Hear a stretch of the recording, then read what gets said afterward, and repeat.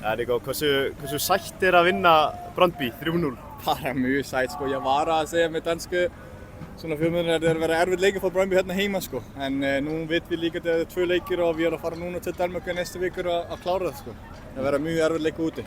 Hvernig svona fannst þér tilfinningin inn á vellinu? Hvernig var eitthvað í leik Brøndby sem kom þér á óvart? Nei, ekki neitt sko. Við veist hvernig þeir var að fara að spila og við heldum við stendum bara mjög vel sko.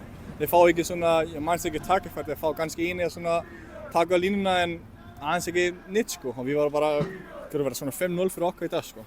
Þið spiluðu líka og voru bara óhræddir, það hlýtur að vera bara sterkt. En það er líka bara planen, við fara hérna, við fara bara í vörð í 90 mínútur, það verður fara að tapa sko. Það var bara að fara að vera aggressífur og bara vinna og skora mörk og við vissum að við varum að taka gott úrslit hérna fyrir að fara út og vinna, fyrir að fara sko áfram. Og það var bara að gekka strákana bara ótrúlega stolt í dag.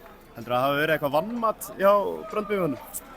Já, svona smá sko. Ég heldur að þeir eru búin að svona að strokla aðeins, þeir eru búin að fá 2 sigur í deildinni en þeir eru búin að svona heppin sigur og nú tapar þeir móti kannski líka bara að móti Færøerne var ekki góður leikur fyrir það og nú komst við hingað og við var bara sefnir við fórst að vinna sko.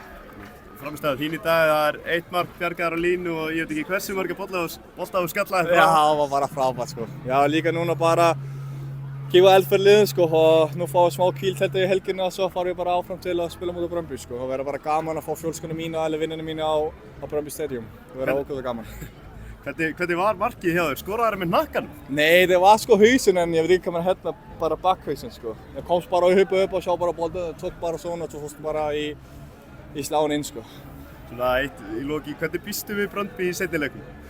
Þetta verður erfitt sko. Við erum að fara á Brøndby Stadium og kannski koma svona 25.000 og það er með mikið svona hardcore fans þeir að fara bara að syngja allir leikinn en við verðum bara að halda fram hvað við búin að sína núna síðustu leikir og bara spila okkar leiki en við veist við erum núna 3-0 yfir en við erum ekki að fara líka þannig að segja núna, ekki að fara verðt bara í Brøndby Stadium, við erum að fara að taka en vera svona klefa en við fara út að spila núna úti.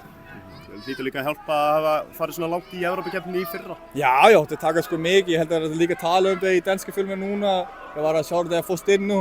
Það er líka að segja, við sjá bara hvernig við taka Evrópuleikina og þetta er bara gott fyrir okkar, við varum bara að halda áfram í það.